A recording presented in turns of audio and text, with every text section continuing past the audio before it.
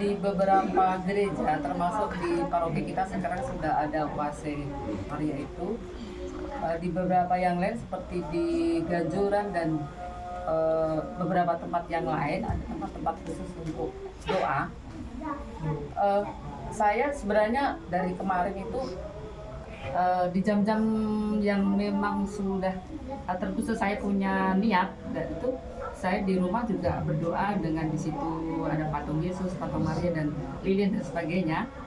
Di beberapa gereja lain di luar provinsi yang juga sering saya kunjungi juga banyak dikunjungi orang banyak, di situ juga kita berdoa. Jadi gimana sih gregetnya kita berdoa di sama-sama ya, kita berdoa dan wujudnya dan niat dan intensinya kita berdoa sendiri di rumah dengan berdoa di seperti yang di Oase Maria dan juga di beberapa tempat yang lain itu kira-kira bagaimana? Sekarang ini ada tahun jubileum ya Bu. Ya. Bapak Paus kan mengatakan kalau yang mampu silahkan datang ke Santo Petrus di Vatikan sana, di Roma, atau di tempat-tempat lain yang ditunjuk untuk menjadi tempat misalnya ada kapel ataupun ada makam atau apa yang menjadi tempat perziarahan. Misalnya di Eropa ada Lourdes itu, dan semua tempat-tempat yang menjadi bagian dari peristiwa mukjizat yang terjadi itu dipersilakan. Tapi juga Paus mengambil keputusan juga untuk kebijakan bahwa tidak mungkin semua orang bisa datang ke Roma. Maka diberi kesempatan kepada semua keuskupan untuk memberikan kesempatan bagi yang mereka tunjuk layak untuk menjadi tempat sebagai pintu indulgensi, yaitu pintu pengampunan. Jadi kalau dikaitkan dengan situasi, bagaimana situasi? Nah sekarang kalau ditanyakan kembali, kalau kita berdoa di rumah atau berdoa di gereja, nah sering terjadi ya Bu, ada orang tidak pernah ke gereja, tidak pernah merayakan Ekaristi, tapi mengatakan, aku lebih nyaman di rumah daripada ke gereja. Tapi saya pertanyakan kembali Bu, aku percaya itu menyebut di kita ini adalah para kudus ya Bu, di antara para kudus. Jadi kalau kita ini menyebut diri para, berarti kan bersama-sama, bukan sendirian. Maka kalau ada orang begitu otomatis dengan tegas mengatakan bahwa aku tidak mau ke gereja, berarti dipertanyakan lagi, di mana kebersamaannya sebagai gereja Katolik? Kalau kebersamaan sebagai gereja Katolik, maka dia harus tetap dalam komunal, yaitu kebersamaan. Jadi kalau dalam situasi sendirian, berarti dia masih mengatakan bahwa aku lebih utama daripada yang lain. Padahal dalam kebersamaan itu adalah orang lain lebih utama daripada aku harusnya. Nah, kalau misalnya dalam hal yang namanya berdoa, ya kalau sesekali datang ke tempat ziarah itu baik Bu.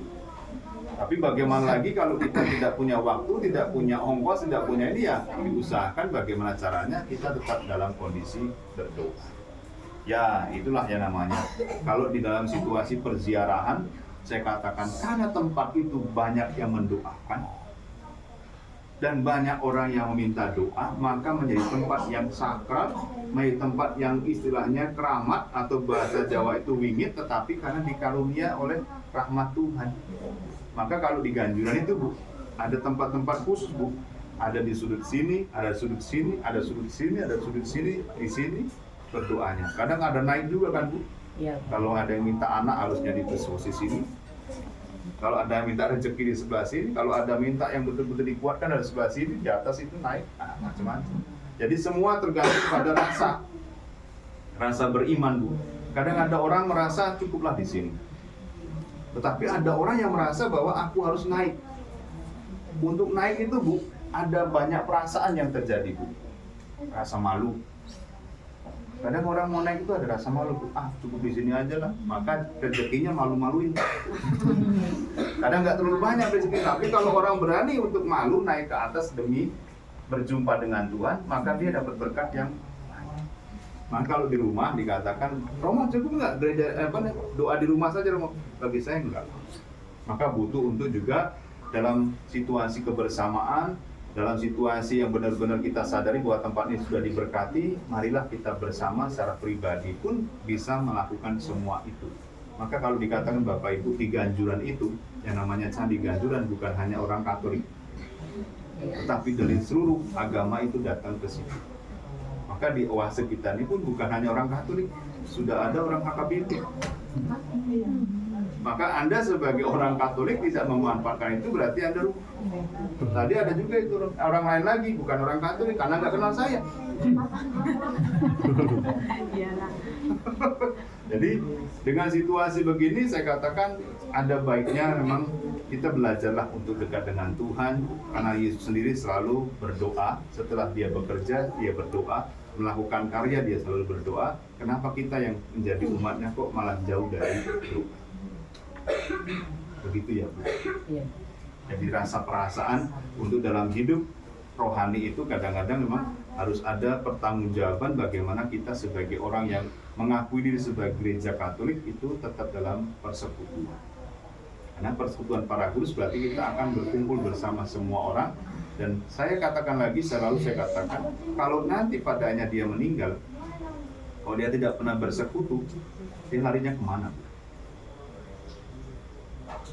Dia akan asing dengan kebersamaan. Berarti dia akan menjauh. Dan itulah yang namanya neraka. Neraka itulah rasa tidak damai, tidak nyaman, dan dia rasakan itu sebagai sesuatu yang menakutkan. Maka masuklah dalam situasi neraka. Neraka itu bukan tempat, tapi keadaan yang sebenarnya. Nah, kalau kita sekarang dalam hidup di dunia ini sudah merasakan surganya, kebersamaan, maka Anda tidak akan jauh-jauh dari persekutuan itu. Begitu penjelasan, semoga bisa dimengerti kuliah malamnya ini.